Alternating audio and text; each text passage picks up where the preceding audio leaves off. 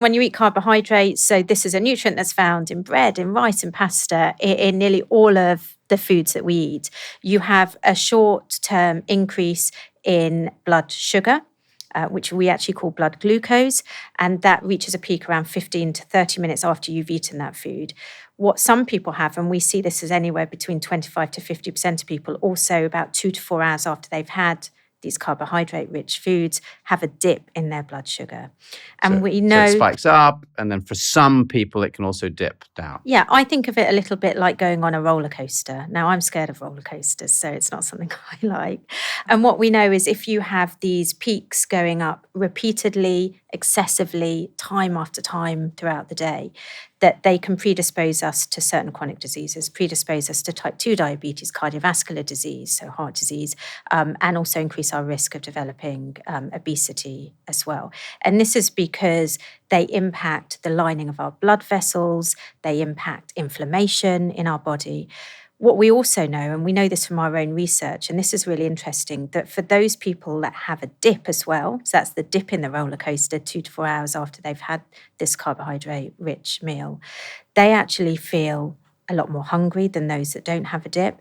They go on to eat a lot more calories, up to 300 more calories over a day than the people that don't have a dip. They feel less alert, and they also might feel that kind of feeling of being hangry because you've got this low blood sugar. And they might reach for that chocky bicky at 11 o'clock. Yep. And people might recognise that slight feeling, I've got a bit of a low here. I need some sugar to get me going. And I didn't ever link it to actually having a real blood sugar change. And you've changed your mind? Yeah, totally seen these results. And these people who were blinded Yep. to their blood sugar, we did this in the PREDICT studies, they didn't know what was going on in their blood sugar, and they were reporting they were feeling low energy and hungry.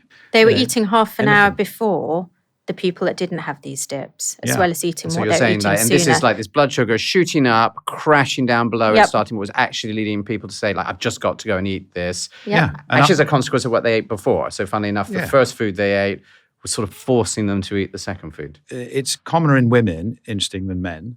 And it obviously does depend on if they had a carby breakfast, typical British breakfast of toast and marmalade or a muesli or some breakfast cereal, then get to work and then they'd have this dip. And I think many people listening will remember that. And we think it's about 1 in 3 women are in that position. And, the science is now telling us it's for real. It's not just a psychological thing, I'm a bit tired at work, I need to sit down and a bicky.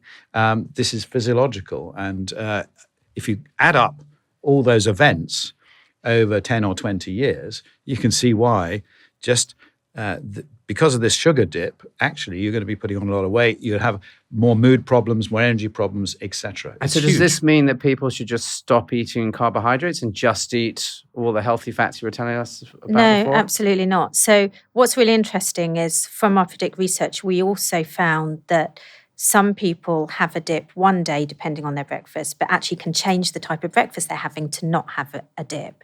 So it doesn't mean that you're always going to have a dip after having your meal. It's about changing the type of carbohydrate that you have. So what you want to do again is focus on the quality of the carbohydrate. And what you want to do is slow down the rate at which your carbohydrate is entering your bloodstream so that you don't get this sudden peak and then that sudden crash. And nature has a wonderful way of doing that by actually having fiber with most carbohydrates if you eat unrefined carbohydrates. So you want to avoid what we call refined carbohydrates. And these are the kind of carbohydrate that you'll get from white bread, white rice, white pasta, for example. The more fiber that is in the carbohydrate, so from whole grain varieties, that's going to slow down the rate at which your stomach empties and it's going to blunt that peak. Also, adding other kinds of nutrients and foods to your meal will help. So if you add fat, if you add protein as well, that again slows down the rate at which your stomach empties. So what are because I think often people listening to this are like, I better give up all carbs, that's terrible. Could you give some more examples of what are healthy carbs that are not going to cause these blood sugar spikes. And I guess it's still supporting some of the things that you were just talking about before about making sure you're eating all these plants, and plants are basically carbohydrates, aren't they? Yeah, I think also you can mix up your meals as well. So it's not about it's not about taking away your carbohydrates. So what you could do is, if you like, I don't know, like, a chicken curry, for example, you could have slightly less rice, more of the chicken, more of the healthy oils, and more of the vegetables in that meal. Vegetables, pulses have carbohydrates in, but because they have so much fiber in them as well, and for pulses they also have the protein, you're slowing down. You're changing a fast carbohydrate to a slow carbohydrate, and that's what we want to do. Or instead of the rice, you could have quinoa, or you could have lentils, which are also carbohydrates, but they have a very different profile.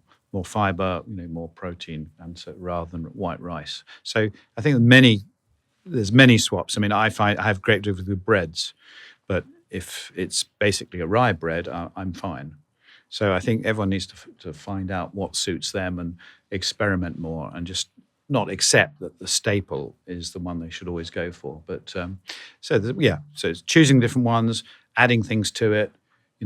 I always add cheese to most of my stuff, but it seems to do the trick as well, because I love cheese, but I'm not realised not everyone will do that. And also eating foods in their original structure. So if you take a whole apple or a whole orange versus apple juice or orange juice, that has hugely different impact on your blood sugar level. So help us understand, because I think a lot of people, if anyone listening to this is a ZOE member, they'll say, look, when I go and look at the score for my apple, it's really good. It says I can eat it sort of every day for almost everybody, I think, listening. Whereas, everybody looking on their apple juice is seeing that score is really bad. So it's the same thing, right? It's just the apples are smashed up and turned to apple juice. How can they not have the same advice for people to eat? So you've got two things happening. Firstly, you're changing what I would call a slow food. So a food that you can only eat at a certain pace into a fast food. And so if you were to have a whole apple versus a glass of apple juice, that glass of apple juice can be drunk in a quarter of the time that you're going to eat that apple. So you've got this sudden flux of glucose coming into your bloodstream. Also, many of the juices that you buy don't have the fiber as well from the fruit. And so again, not having the fiber means that your stomach empties really quickly. So again, you have this really fast surge of glucose going into your bloodstream. So you're going super fast on that roller coaster. There's virtually no fiber in most orange juice. There's more fiber in coffee than orange juice. So I think all the good stuff has been taken away in that transition, and all the cells have been broken up, etc. So exactly the structure of the food is really important. That comes back to this sort of ultra processing of foods. The more it's ground up and crunched up, it's going to have a faster effect, bigger effect on your blood sugar. But everyone is different. When I was doing the ZOE test with my wife, she could eat a croissant and have hardly a little flicker, and whereas mine was way over the top. It was really annoying. And so there will be people out there, with their partners ending up with quite different blood sugar profiles, which, if they have a glucose monitor, is easy to spot. If you don't have one, you have to sort of actually think about how your body is responding. And as Sarah was talking about these dips, just think about what's happening 2 or 3 hours afterwards. Maybe keep a logbook, these kind of things, to see if you can guess what your body's doing, and then swap things around. See, by changing your breakfast, can you change that dip, which suggests you are quite sugar responsive. And I think we can listen to our body. Our bodies are such incredible machines. And I know that Tim and I, about a year ago, did this experiment where I made Tim have a full sugar Coke, and I had a full sugar Coke. I don't typically have fizzy drinks like that, although I do eat carbohydrates. About 30 minutes after having it, I actually felt sweaty and clammy, and my heart was racing a little bit. And then I had that crash as well. Now, normally I'd be too busy rushing around with my day to notice it. But at that point of time, I was just texting Tim all my metrics of my heart rate changing. But actually, you can feel as well what's going on. And I think this is one of the amazing things, isn't it? When you do something like ZOE, and during the testing part, as you're getting the data that then delivers the program, you start to get this insight, right? And I know I have very bad blood sugar control. That's one of the things that really shocked me. And so the first time that you do this and you say, I've just eaten, for example, like, the the breakfast that I'd been eating for a decade that I thought was really healthy, and you see your blood sugar go up through the roof and then come down. As you say, sometimes, in my case, I was also dipping. It's like, wow, I feel really bad an hour and a half later. I was just used to that. I thought that's just part of like Jonathan as a human being.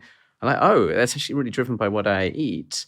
And I guess it ties back to what you said earlier, Sarah, about how by changing someone listening to this, changing their diet could actually be feeling better in just a few months' time. Yeah, and my top tip is don't try and do everything all at once, just like we said with the ultra-processed food. You don't need to go cold turkey with this. If you can make one change, which is changing your breakfast or your snacks, which actually account for a huge proportion of our energy, and particularly your breakfast, so that you don't set off on that roller coaster, is a really simple change that you can make by adding in fiber, by adding in protein, by adding in healthy fats. My one tip from this is I was drinking a lot of smoothies before this because I understood that was really healthy, right? It's got all of these fruit and vegetables and plants that I was hearing you both talk about.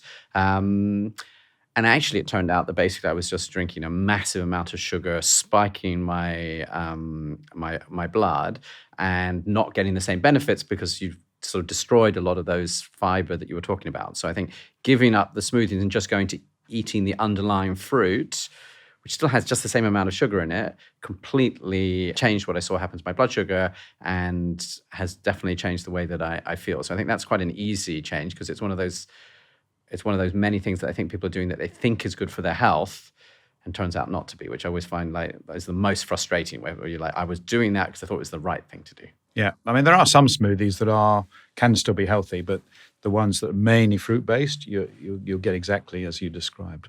But if you can put nuts and seeds and more vegetables than sugary fruits and get some benefit. But I think it's just thinking about it in a different way. And I think that's what we're trying to get across here is a new way of thinking about food that isn't just about macronutrients and it isn't just about calories. It's what about the quality of the food? What effect is that having on your body?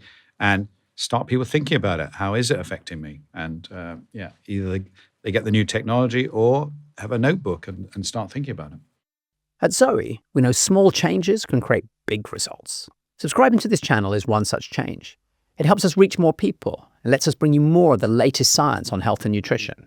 So if this video has given you something useful, subscribing is the easiest way for you to give us a little back.